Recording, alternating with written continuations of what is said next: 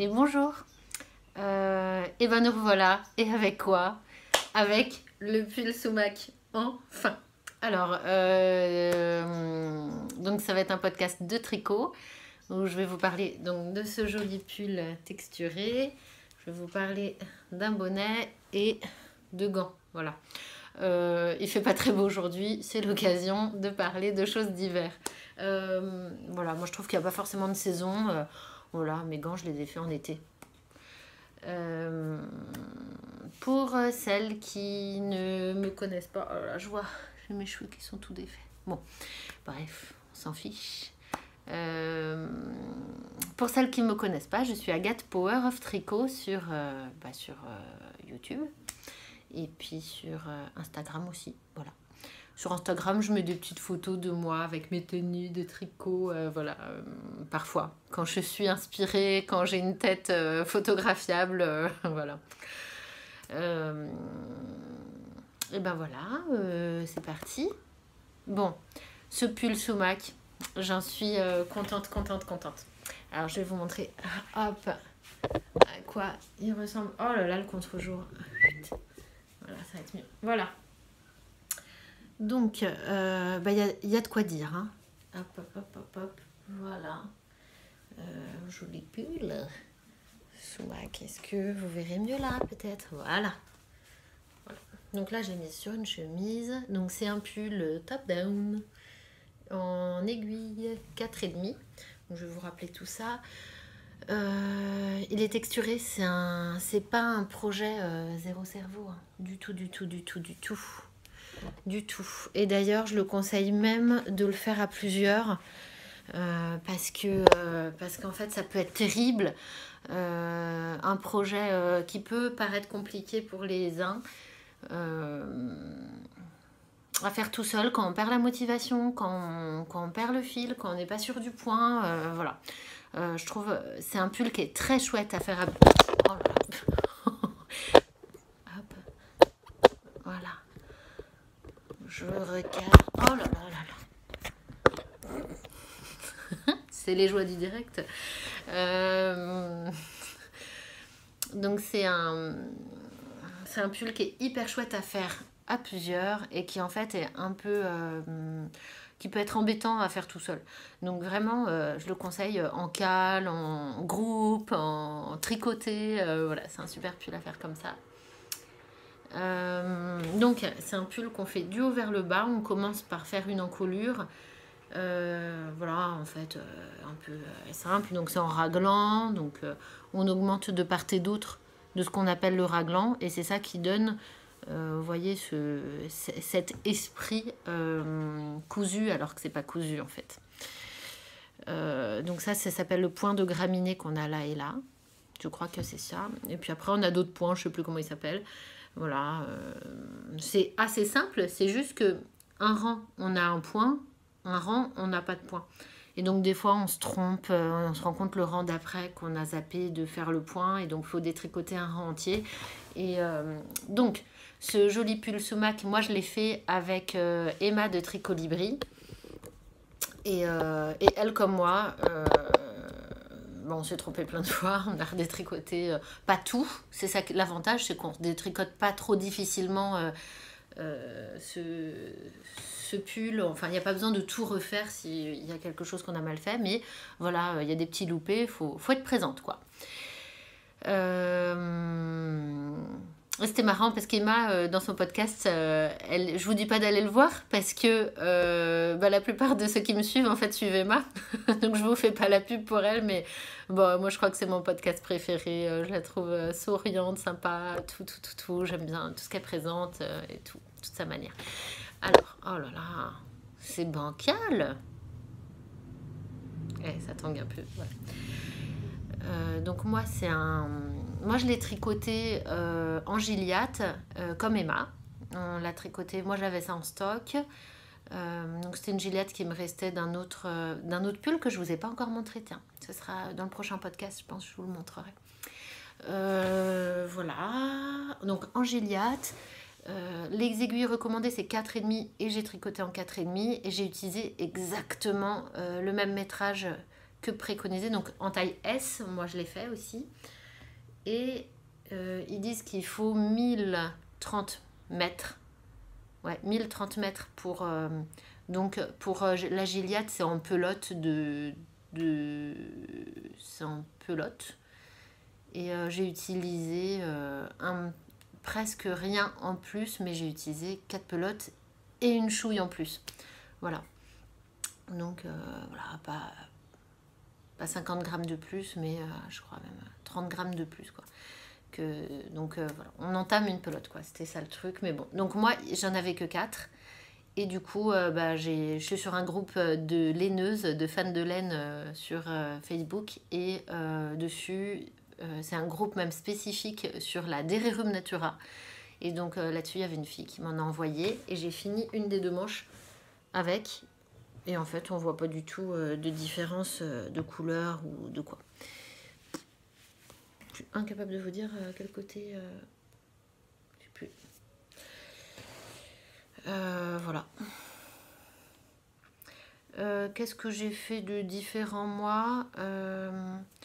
Les manches, arrivées juste avant, j'ai fait un peu plus de diminution pour qu'elles fit un peu plus. Voilà. C'est tout ce que j'ai fait. J'ai fait tout comme c'était dit. Voilà, juste j'ai fait des diminutions. Le rang d'avant, je sais pas, j'ai dû faire... j'ai diminué pas mal. 7. Ouais, j'ai fait 7 diminutions sur le dernier rang avant de commencer les côtes. Voilà. D'habitude, je change pas trop, mais là, je voulais vraiment que... J'aime bien en fait les manches qui fit un peu. Vous voyez, là, c'est pas à fond. Hein. À quoi faut faire attention dans ce pull? À tout. À tout, faites attention à tout. Donc vous voyez, j'ai un petit défaut dans mon col, il penche vers le côté. Alors, je vais vous raconter ça parce que ça a été galère, hein. J'en ai bavé. En fait, non, en fait, tout est bien expliqué, il n'y a pas de souci. C'est un patron d'ailleurs en français et en anglais. Je crois qu'elle est française, celle qui a fait je vais vous dire qui d'ailleurs, parce que c'est plus sympa de présenter aussi la designeuse. En fait, on fait un col qui est doublé. Donc en fait, après vous remontez les mailles de l'encolure. Et puis vous faites du jersey tout droit. Et après vous faites un rang envers. Et puis vous continuez du jersey, ce qui fera l'intérieur du col. Et après, il faut repiquer le col à l'intérieur. Et moi, je l'ai repiqué un peu trop haut. Il aurait fallu que je pique un peu plus bas pour qu'il rentre un peu. Bon, c'est pas ce que j'ai fait. J'ai espéré qu'au blocage, ça se remettrait bien. Et en fait, pas. Et en plus, voilà, j'ai dû décaler mes mailles, je sais pas. Et ça a été compliqué. Et donc, en voyant après le blocage que c'était pas mieux, je me suis dit, c'est pas grave, j'enlève juste la partie où je l'ai tricoté. Et puis je le remets bien. Impossible de retrouver. J'ai trop bien planqué les fils. Donc voilà, je suis experte en planquage de fils. Impossible de retrouver. J'ai retrouvé quelques fils, j'ai détricoté. Ça correspondait pas. Et donc, à un moment, j'ai détricoté. Enfin bon, ça a été compliqué. J'ai réussi à détricoter une partie. Je pensais que c'était le col. Et en fait, c'est parti en live sur le côté là. Oh, c'était horrible. J'ai fait un grafting comme je pouvais. J'ai un peu paniqué. Et puis voilà. Donc, et puis en plus, c'est sur le devant. Ah, j'étais sûre que c'était sur l'arrière. Bon, ben voilà. Mais bon, franchement, vous voyez, avant que je vous le dise, vous n'aviez pas spécialement vu. Bon, voilà, c'est pas grave. C'est comme les cicatrices de la vie. C'est comme une petite ride au coin des yeux. C'est la vie, c'est... Voilà. On va pas se tracasser. De toute façon, je vais pas tout recommencer, tout le projet, quoi. Donc, on fait avec. On se stresse pas. Alors, que je vous dise qui c'est. J'ai mal préparé. Hein. En fait, j'avais pas du tout prévu de tourner là. Et puis en fait, tout est calme. Ma petite dernière dort. Les 2 grandes, je crois qu'elles dorment aussi. Enfin, c'est un week-end, on les a bien fatiguées. Et voilà. Vous avez vu le nouveau look Ravelry. Hop. Bon, une journée pour s'y faire et puis ça va, quoi. Alors, elle est où? Voilà. Hop. Donc, sur Ravelry, je suis Agathe Power Tricot. Voilà. Donc Agathe Power Tricot. Bon, je mets dans les barres d'information. Elle s'appelle comment Orlan Such. Donc pareil, je mets tout en barre d'informations, mais je trouve ça bien de le dire dans un podcast quand même, qui est la designeuse. Franchement, le travail de graduation pour toutes les tailles, en fonction de tous les points, du raglan et tout, c'est un travail d'orfèvre. Cette fille, je vais aller voir ce qu'elle fait d'autre parce que chapeau. Chapeau. Tiens, si je vois des trucs qui me plaisent, je vous insérerai les petits trucs qu'elle fait en plus, peut-être ça peut être chouette. Voilà. Sinon, en fait, il n'y a pas de difficulté particulière à part la difficulté d'être concentré à ce qu'on fait. Mais sinon, c'est pas un projet difficile. C'est un projet où il faut être concentré. Et voilà, moi, je suis tellement concentrée au travail dans mes journées que quand je suis au tricot, je pense que ça me demande trop. Ça dépasse ma capacité d'attention et donc il y a des erreurs toujours un peu. Voilà. Moi, c'est pas impossible que je refasse un jour ce projet. Je le trouve très joli, très chouette. J'aime bien le porter. Voilà, là, je l'ai fini vraiment il n'y a pas longtemps et il faisait chaud jusqu'à présent. Donc là, c'est le premier jour où je le porte. Mais vraiment, je suis à l'aise dedans. Je le trouve chouette. Je vous remontre. Mais vous voyez, bon, moi, je mets mes chemises voilà, à l'intérieur du pantalon et il tombe pile poil bien. Bon, après, la longueur, j'ai envie de dire, chacun fait la longueur qui lui plaît. Hein. La Gilliatt, quand on fait un projet comme ça, en 4,5, elle prend un petit peu de longueur, mais pas énorme. Je dirais entre 1 et 2 cm qu'elle prend. Mais c'est pas tellement qu'elle prend en longueur, mais elle s'assouplit en fait. Il y a un assouplissement. Donc je vous ai fait un film avant le blocage pour que vous voyez l'allure qu'il avait avant le blocage et l'allure qu'il a maintenant. Parce que moi, chaque fois que je tricote cette laine d'Hererum Natura, comme elle est un petit peu sèche, que c'est une laine rustique, hein, tout simplement, et ça n'a jamais la tête définitive avant blocage. Donc souvent, à chaque fois que je l'ai tricoté, je me disais oh là là, je sais pas, ça va rendre bien, c'est pas très beau comme ça, surtout les jacquards, mais même les autres, le lichen que j'avais fait, je vous le remontre en photo. Voilà, à chaque fois, avant de le bloquer, c'était terrible. Ça commençait à m'angoisser, j'avais du mal à tricoter en me disant mais ça va être moche si ça reste comme ça. Et en fait, à chaque fois, ça rend bien au final. Donc voilà, c'est bien. Alors voilà avant blocage, ce que donne le sumac. Donc vous voyez, le col, il rend un peu bizarre comme ça. Donc je ne sais pas si ça va s'assouplir. Mais en tout cas, là, vous voyez, ça fait des petits... des petits des reliefs et donc ça va s'atténuer complètement au blocage normalement. Voilà, la Hererum Natura elle fait tout le temps ça, faut pas s'inquiéter, et encore plus au jacquard, ça c'est clair. Donc voilà, vous voyez, hop, allez, rendez-vous après le blocage. Est-ce que j'ai un truc à dire d'autre sur ce projet là? Non, franchement, bien. Je voulais un truc texturé, voilà, un petit pull légèrement loose, voilà. Hein, moi, je fais plutôt du 38 dans la vie, et en tricot, je fais toujours des S. D'autant plus quand ils sont loose. Hein. Là, j'ai vraiment pas hésité une seconde. Voilà, je vais mettre mon échantillon sur Ravelry pour ceux qui veulent être précis. Moi, comme d'habitude, je ne fais aucun échantillon, jamais. Peut-être juste quand je fais des tests. Ça me paraît logique pour ça, mais sinon, non, quand c'est pour moi, non, j'en fais pas. Voilà pour le pull sumac. Ensuite,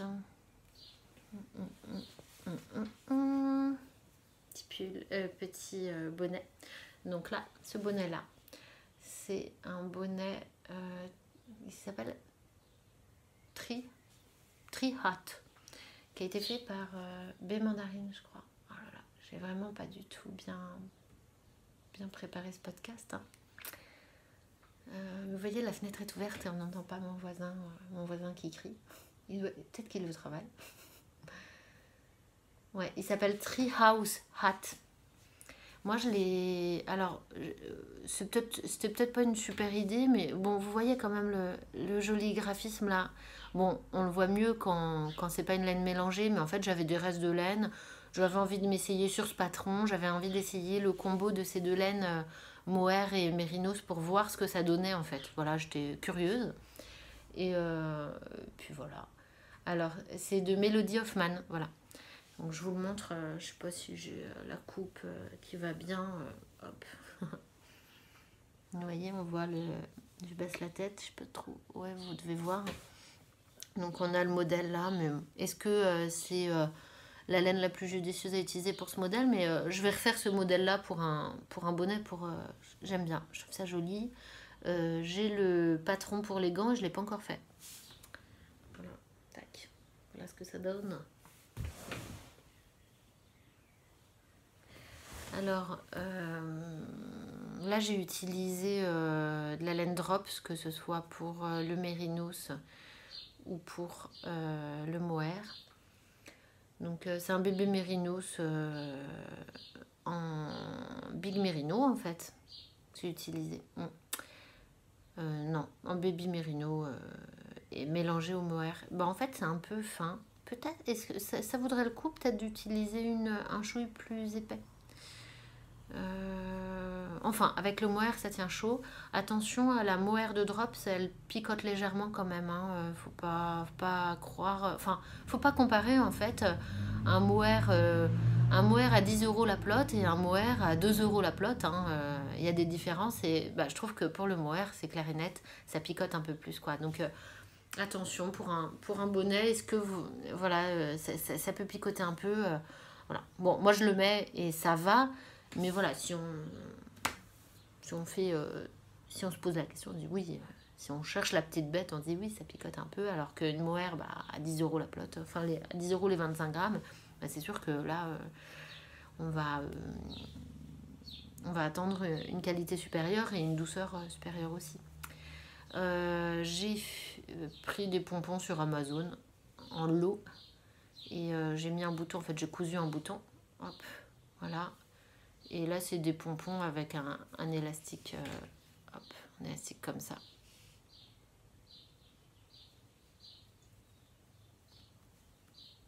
Voilà. Et alors, ça gigote, je trouve, quand même. Enfin, franchement, je savais pas ce que ça donnait. Moi, j'ai pas. C'est mon premier bonnet à pompons. J'en ai acheté ni dans le commerce, ni. Et en fait, ça gigote un peu, ces bonnets-là. Alors, à mon avis, ça doit être plus sympa ceux à pression, parce qu'ils doivent moins gigoter. Voilà, je vous dis ça comme ça. C'est pas gênant, mais regardez. Faut le savoir. Donc, est-ce que vous voyez bien le pompon là? Ouais, je suis pas sûre que vous le voyez bien. Ouais. On va faire avec ce qu'on a. Hein. Voilà. Là, vous le voyez. Et vous voyez? Donc, dans sa vie de tous les jours, on ne bouge pas forcément, mais si vous tournez la tête beaucoup, par exemple, ça va vous énerver. Hein. Si, je sais pas, si vous êtes prof de sport et que vous dites attention, courez plus vite, vous sifflez, machin. Bon, là, ça va vous gêner. Hein, clairement. Donc, prenez sous la pression dans ces cas-là, clairement. Moi, c'est juste le temps d'aller au travail, j'ai 1 minute à pied, je me casse pas la tête. Hein. Mais par exemple, c'est pas celui que je prendrais pour aller au ski, parce que déjà, il est, voilà, avec du vent, c'est pas dit qu'il tienne vachement bien. Voilà. Enfin, il tient bien, mais quand on fait du sport, c'est pas pareil. Par exemple, là, regardez. Hop, lève plusieurs fois la tête. Et vous voyez, il se lève et tout, et puis là, il est déjà remonté d'1 centimètre derrière. Voilà. Moi, je teste, hein. Voilà, donc là, il est tout de suite remonté, on a l'air d'un dockers. Bon, c'est pas forcément grave, hein, mais voilà. Pour le ski, c'est pas celui que je prendrais, mais là, pour aller travailler vite fait, pas loin, c'est très bien. Voilà mon petit bonnet.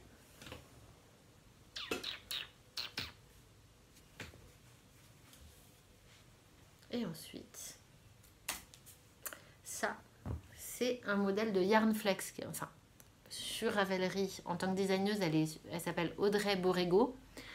Mais elle fait des podcasts super chouettes. Elle explique bien tout le processus de création. Et donc, j'avais testé pour elle ces gants avec un joli motif estonien, je crois. Enfin, des pays de l'Est. Et c'était mon tout premier vrai jacquard adulte. Voilà, mon tout premier vrai jacquard.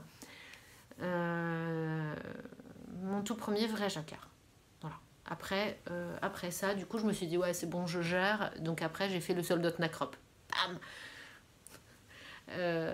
Direct. Pas peur. Mais bon, là, franchement,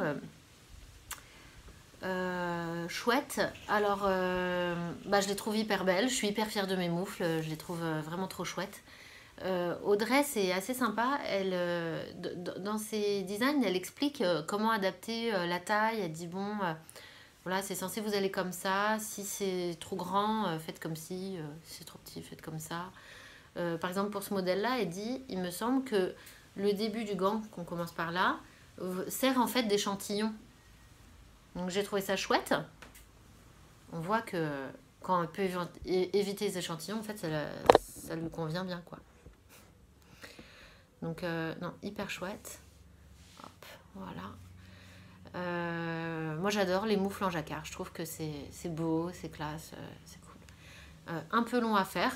Ça se tricote en aiguille, en petites aiguilles. Je vais vous dire lesquelles.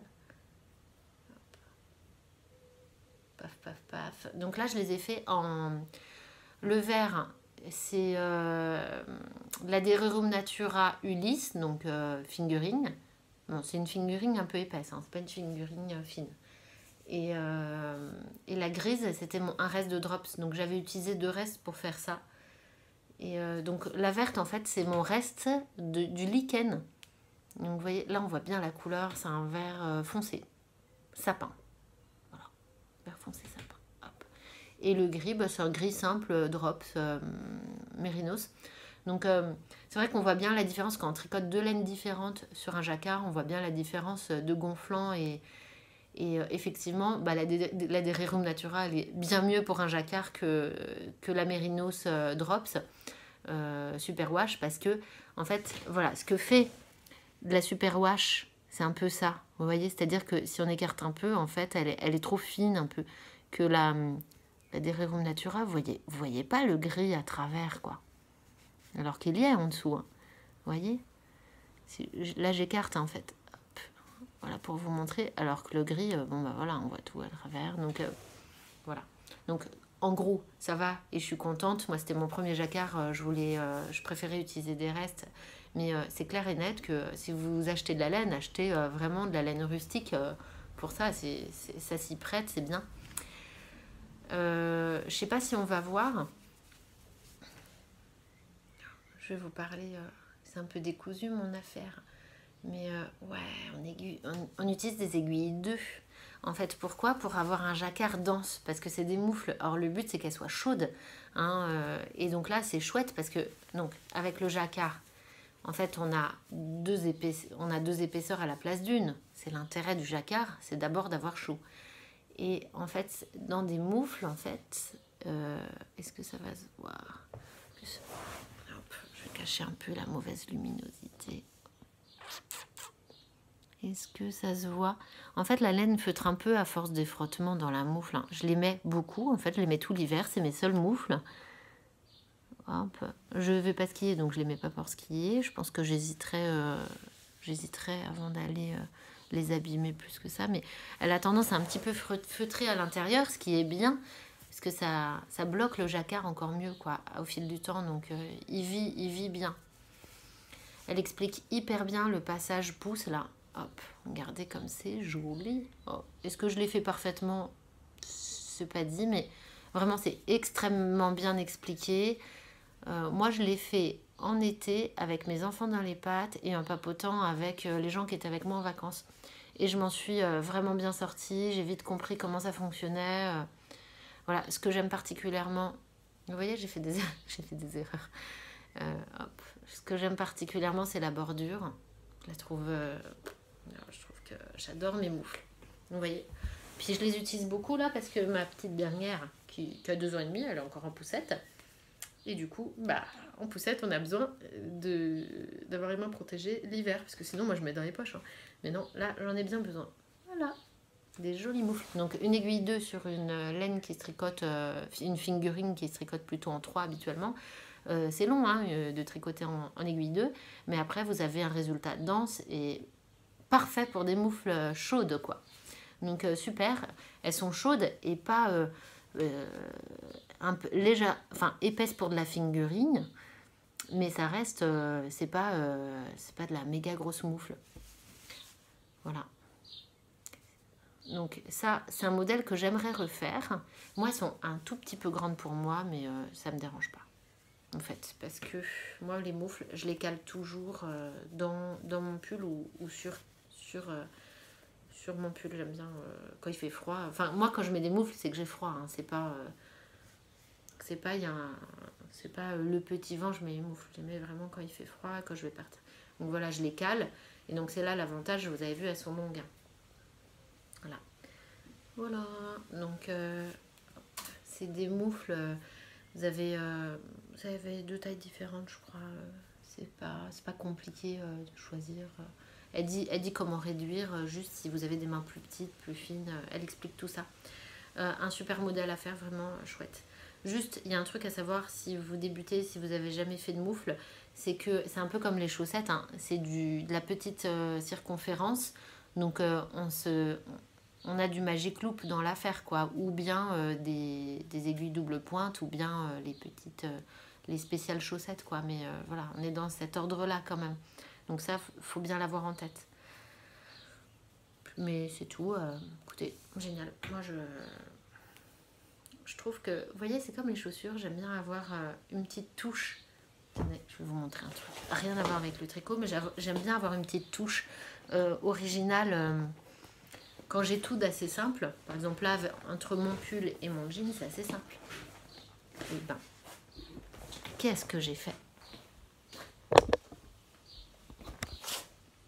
Et ben, j'ai des chaussures en wax. Tac, tac. Je sais pas si vous voyez bien avec la lumière et tout, mais voilà, gros. Voilà. Mes chaussures en wax, j'adore. Donc voilà, moi, si je suis en manteau tout simple et tout, moi j'ai un manteau bleu marine, voilà, simple, pas compliqué. Et ben je trouve ça chouette d'avoir des jolis moufles qui vont donner une touche. Tu vois, comme mon châle Mathilda de la dernière fois, énorme orange, voilà, je trouve que ça va rehausser, puis ça ira très bien avec d'ailleurs. Voilà quoi.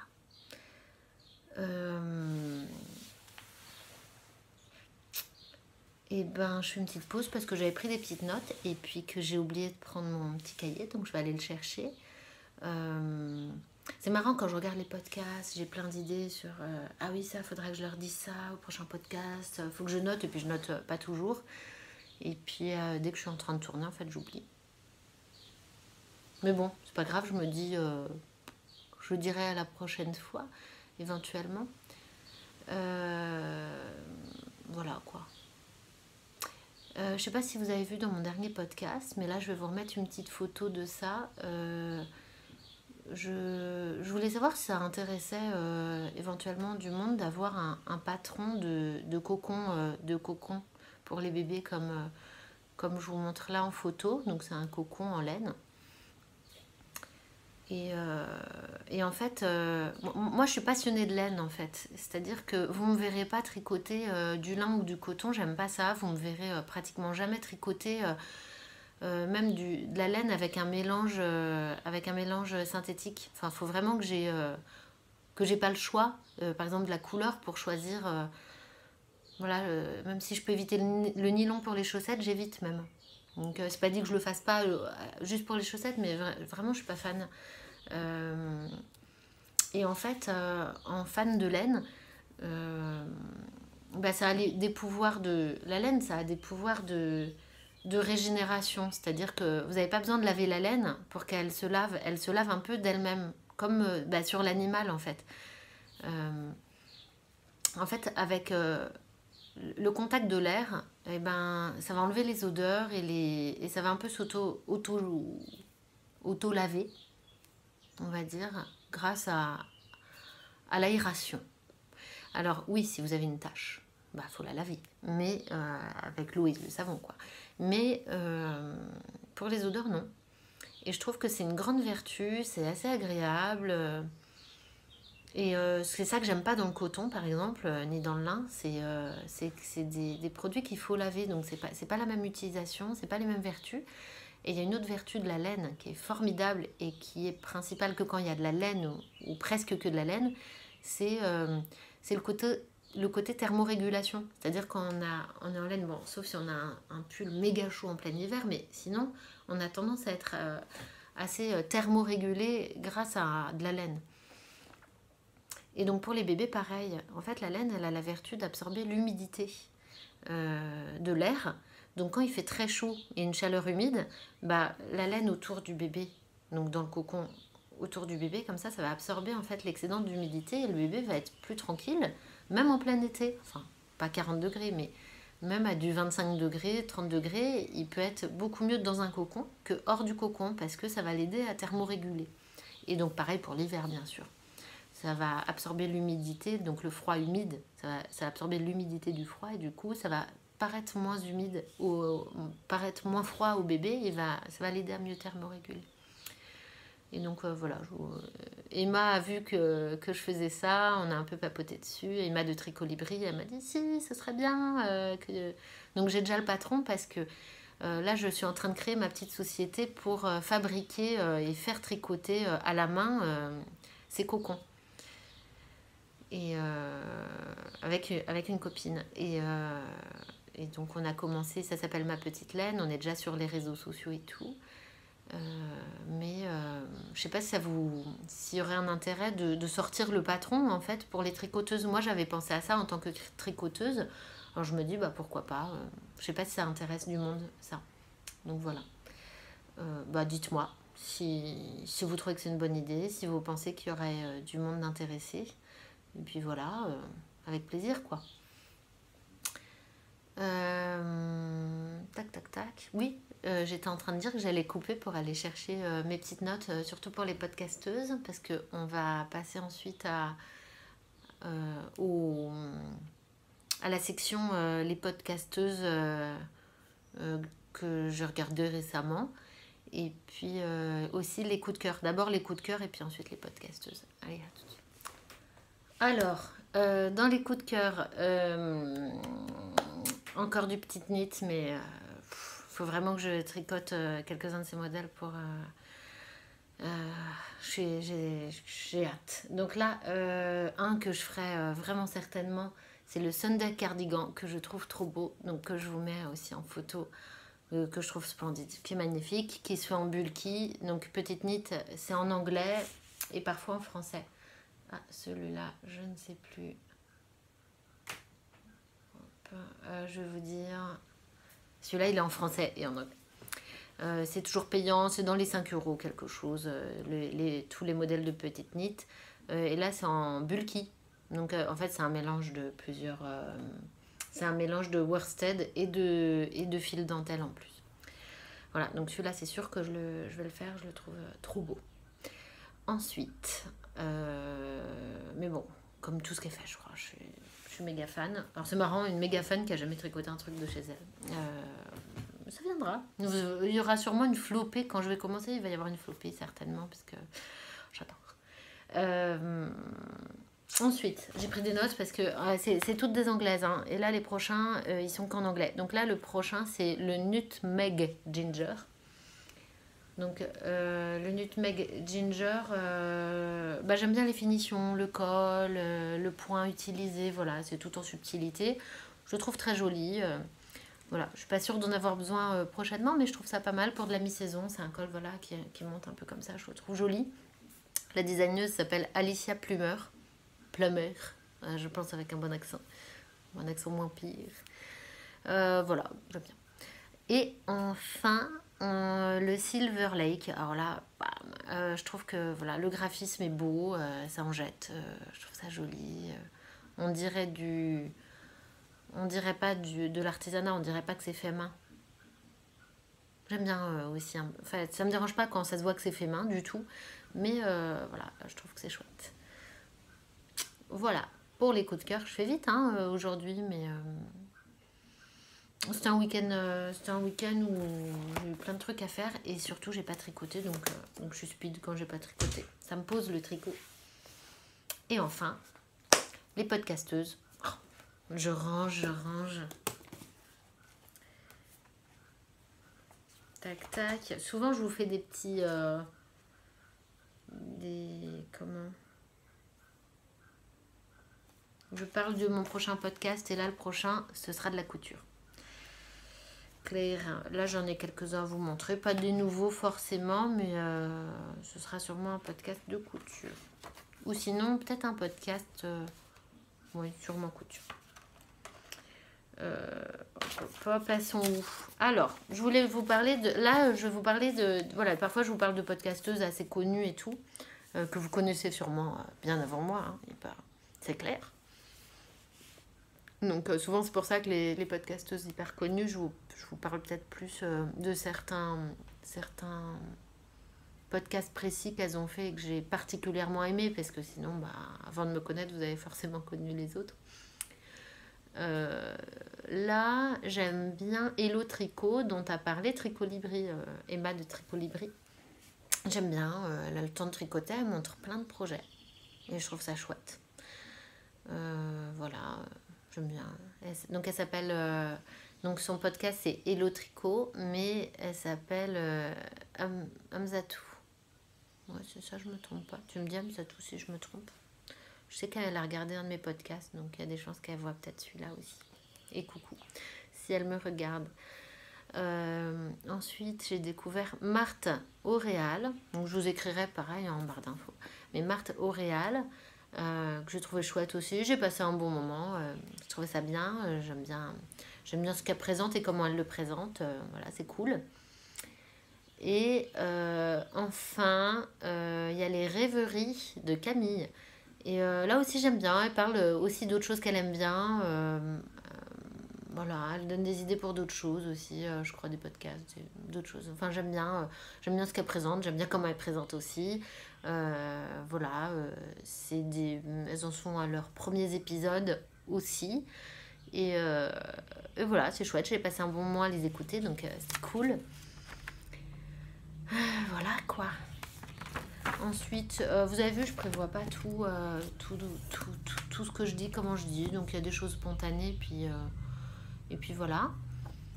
Je trouve ça bien. Enfin, c'est pas que je trouve ça bien ou pas bien, en fait. Je fais à ma manière, en fait.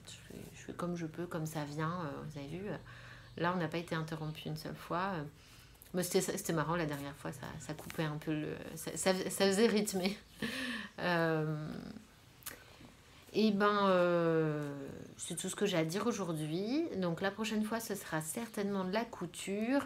Voilà, si vous voulez un peu de plus... je vous parlerai peut-être justement d'un cocon. Le cocon de naissance tricot, je pensais vous en parler peut-être plus dans un podcast tricot layette, quoi. Je pense. Mais bon, là, j'en ai parlé là parce qu'en fait, c'est un super cadeau à faire en tant que tricoteuse. Donc je me dis, bon...